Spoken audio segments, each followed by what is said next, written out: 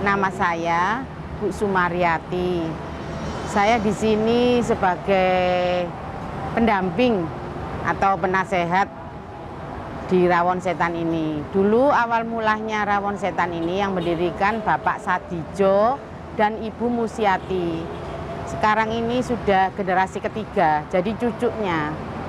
Dulu mulainya itu bukanya cuma malam, makanya dinamakan Rawon Setan.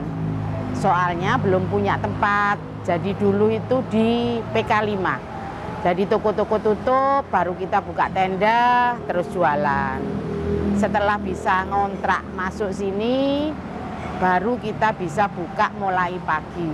Terutama dagingnya, jadi kita potongannya itu besar-besar. Tidak seperti rawon-rawon yang lain, menurut saya loh ya. Jadi gede-gede potongannya itu. Terus sambelnya. Sambelnya itu walaupun cabai murah, larang, tetap pedes. Kalau dari segi kuah, kita itu tergolong bening, hitam tapi bening. Jadi ndak kental. Istilahnya itu bening tapi, jadi rawon itu biasanya kan apa ya, liket-liket gitu ya, agak kental. Kalau kita itu rawonnya seger. Jadi kuahnya itu bening. Kita pingin buat icon, jadi maksudnya makan rawon ya di Embong Malang, tidak kemana-mana. Itu yang pengen kita buat begitu. Jadi kita tidak buka cabang. Jadi di tempat ini kita jualan dua bersaudara, gantian waktunya, itu aja. Jadi tidak buka kemana-mana.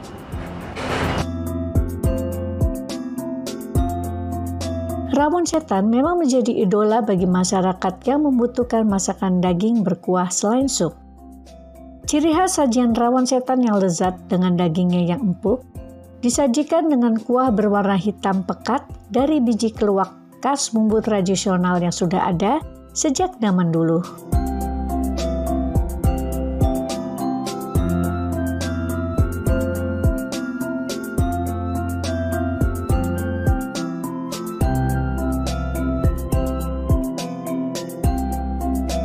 Masih ingin mencicipi masakan khas Surabaya yang berkuah? Nah, di sepanjang Jalan Embong Malang, bila kita plesiran malam hari, mampirlah ke kedai tahu campur Cak Kahar yang nikmat dan segar bila dicicipi malam-malam. Selain tahu campur, Cak Kahar juga menyajikan tahu tek-tek sesuai dengan bunyinya. Bila menggoreng tahu akan berbunyi tek-tek-tek, dan juga tahu telur.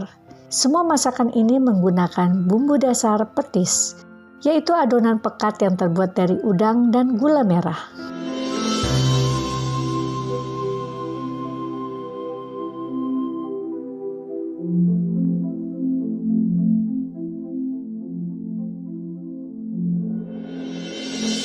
Assalamualaikum warahmatullahi wabarakatuh.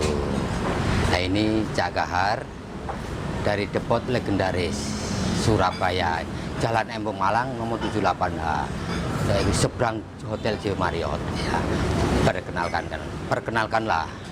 Jadi menu yang saya bikin itu terutama tahu campur, tahu tek, dan tahu telur. Nah, terus riwayat berdirinya, mulai berdiri tahu campur itu mulai tahun 60-an. Yang pertama itu juga nenek saya, dari nenek saya ke bapak saya, selanjutnya generasi ketiga ke saya ini, Cak Kahar sendiri ini. Jadi sebelumnya itu cuma tahu campur toh. Nah, jadi saya kombinasikan dengan tahu tek telur ini, mulai kira-kira tahun 2000-an gitu, tahu tek telur ini. Jadi ciri khasnya tahu campur dan tahu tek telur ini banyak yang datang, maksudnya banyak digemari orang atau dikenal orang. Bumbu khusus itu petisnya yang maksudnya petis yang pilihan. Jadi petis yang pilihan, dua petis saya padukan jadi satu, jadi saya masak, jadi rasanya lebih enak gitu. Suka dukanya itu, kalau sukanya ya jualnya laris, dukanya jualannya sepi. Ya, memang keadaannya gini. Ya, sekarang alhamdulillah, sekarang sudah normal.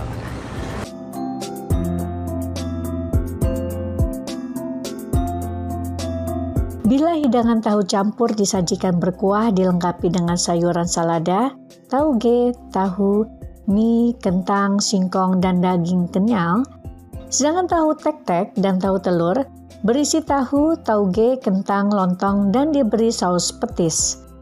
Semuanya rasanya enak sekali disantap bersama kerupuk.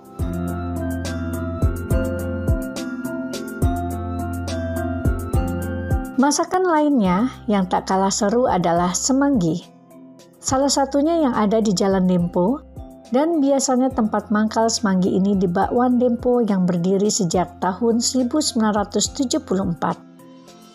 Semanggi merupakan makanan khas Jawa Timur dan sangat digemari oleh masyarakat Surabaya.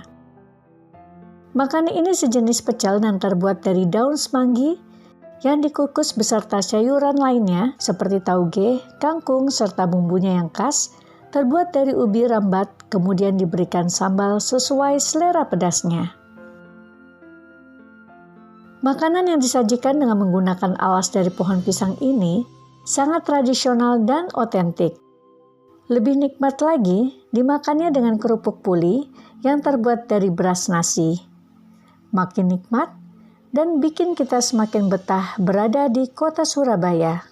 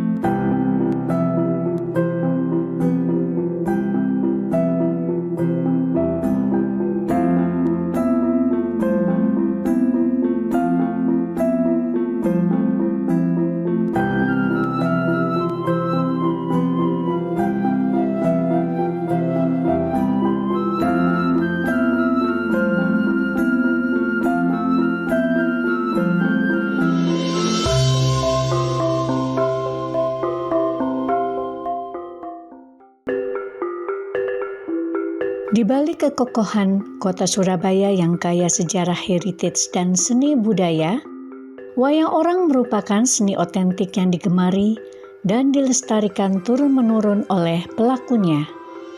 Untuk melakoni seni pertunjukan wayang orang, dipersiapkan cerita penokohan peristiwa pewayangan yang dimainkan secara profesional dengan persiapan kostum, musik, dan panggung yang fantastis.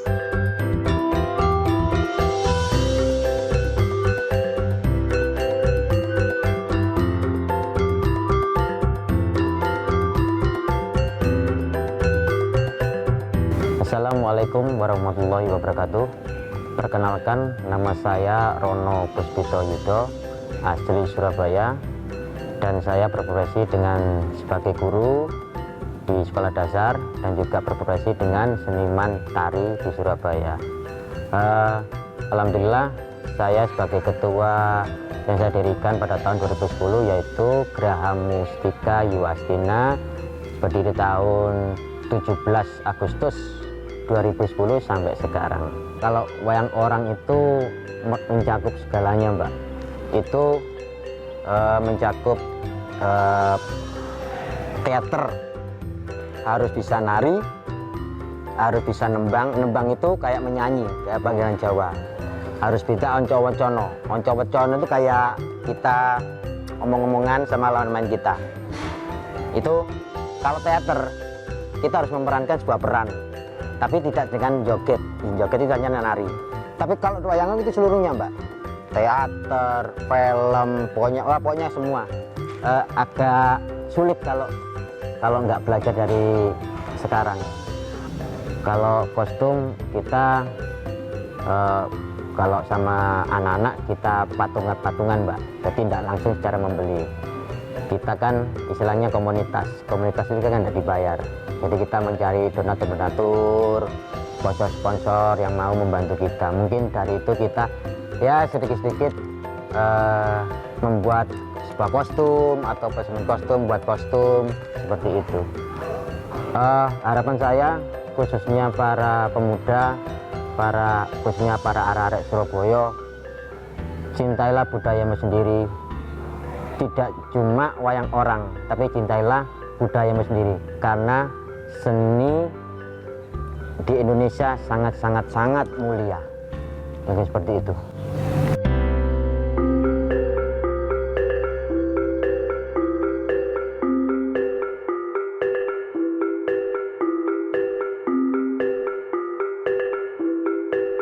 Wayang orang Mustika Yowastina memang sudah menjadi primadona kota Surabaya karena pertunjukannya selalu memukau.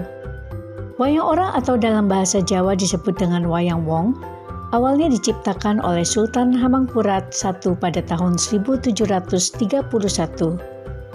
Mereka biasanya memakai pakaian seperti hiasan-hiasan yang dipakai pada wayang kulit dan diiringi oleh musik gamelan atau gending yang terdiri dari gong metalofon, gambang, gendang, dan gong.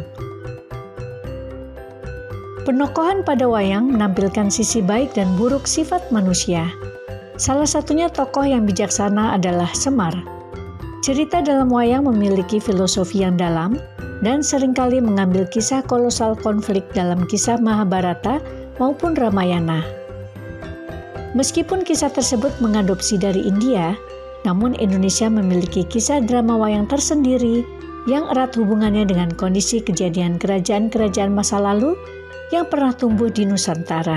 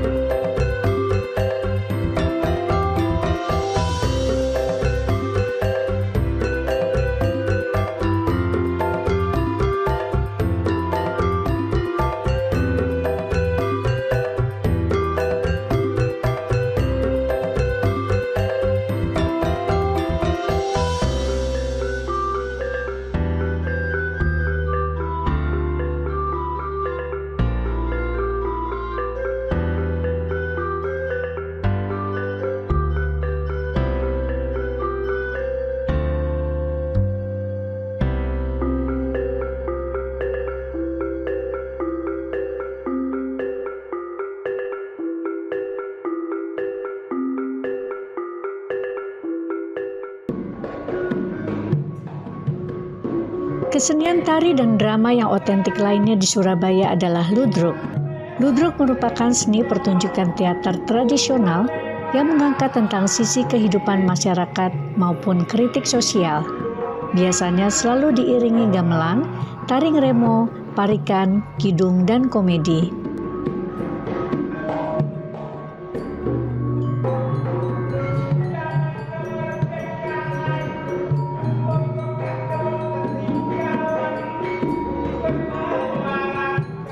Ya, perkenalkan, nama saya Sri Wahyuni, biasa dipanggil sama Yuni atau Mak Lurik. Ya, maknya ludruk. Saya kegiatan saya sehari-hari selain mengajar tari, saya juga bersinergi dengan ludruk. Awal mula saya bergabung dengan ludruk irama budaya dan juga sering main ketoprak, melihat pemain-pemain itu banyak yang sudah tua awalnya itu. Jadi saya punya niatan, kenapa tidak harus mencari generasi penerus. Maka saya mencoba tahun 2010 untuk mendirikan Sanggar Medang Taruna Budaya ini tepatnya tanggal 27 Oktober 2010, saya merekrut anak-anak didik saya. Kebetulan saya mengajar di sekolah dasar, mengajar tari. Saya kumpulkan anak-anak dan mendapatkan respon positif dari orang tua murid, hingga anak-anak bisa berlatih hingga sampai sekarang. Yang awal mula saya mendirikan Sanggar Medang Taruna Budaya itu dengan anggota hanya 10 anak. Alhamdulillah dengan berjalannya waktu hingga bisa mencapai sekarang ini sudah banyak peminatnya, dan prestasi anak-anak sangat banyak sekali waktu itu. Tahun 2012 saya memberanikan diri mengikuti Hari Tari Dunia. Saya mengirim anak-anak Sanggar MTB di Solo, Surakarta untuk mengikuti Hari Tari Dunia. Kebetulan yang saya kirim ini memang anak-anak semuanya. Jadi dari pengiring gamelannya hingga penarinya, semua siswa, ada yang TK dan SD waktu itu, masih kecil semua anak-anak.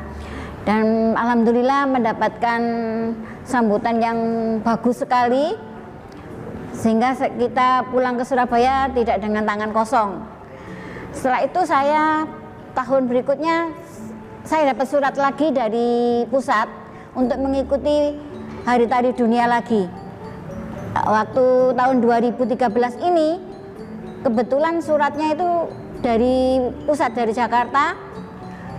Saya berikan ke Ibu Wali Kota, karena kita kalau berangkat lagi untuk dana sangat-sangat berat. Alhamdulillah kemarin waktu itu sudah dibantu dengan pemerintah Kota Surabaya, hingga juga mendapatkan hasil yang bagus. Setelah itu tahun 2013 saya ada kendala sedikit mengenai tempat untuk anak-anak berlatih. Alhamdulillah saya ucapkan terima kasih kepada Dewan Kesenian Surabaya yang telah memberikan tempat untuk anak-anak berkarya, untuk anak-anak berlatih. Hingga sekarang ini juga kemarin tahun 2018, 2019 kita mengikuti Festival Ludruk. Alhamdulillah anak-anak mencapai 6 besar terbaik, penyaji terbaik.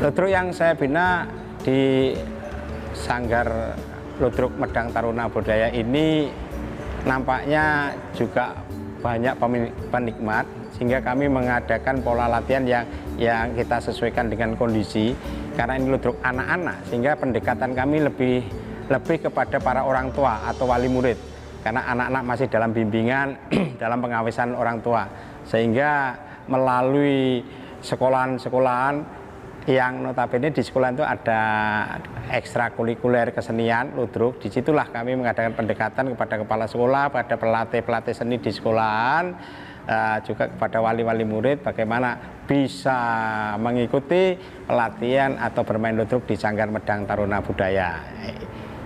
Jadi sekali lagi pola rekrutmen kami selama ini melalui sekolahan-sekolahan ternyata ini bersambut baik sekali. Tahapan-tahapan ludruk sebenarnya saya kurang paham apa yang dimaksud tahapan, tapi minimal bisa saya jelaskan struktur ludruk. Struktur ludruk itu para senior sudah atau para pendahulu kesenian ludruk atau sesepuh ludruk itu sudah sepakati bahwa struktur pertunjukan ludruk itu ada bedayan, ada tari remo, ada dagelan atau lawak, baru cerita ya. Dan perlu diingat, kami dari para senior, para sepuh sudah sepakat bahwa ludruk harus ada kidungan. Kidungan di dalam ludruk dinamakan jula juli.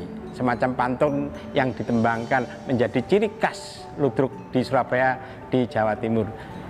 Baik tari remonya maupun dalam lawaan atau dagelan harus ada jula-julinya.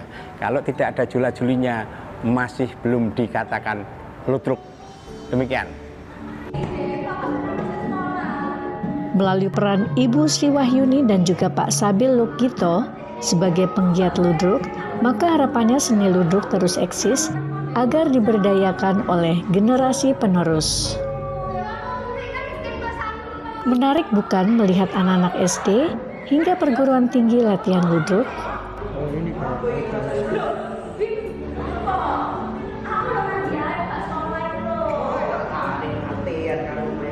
Benar-benar menyenangkan bukan? Kita dapat menikmati hiburan seni tradisional kota Surabaya seperti wayang dan ludruk, dan juga bisa mencicipi kuliner legendarisnya yang otentik dan selalu dikenang.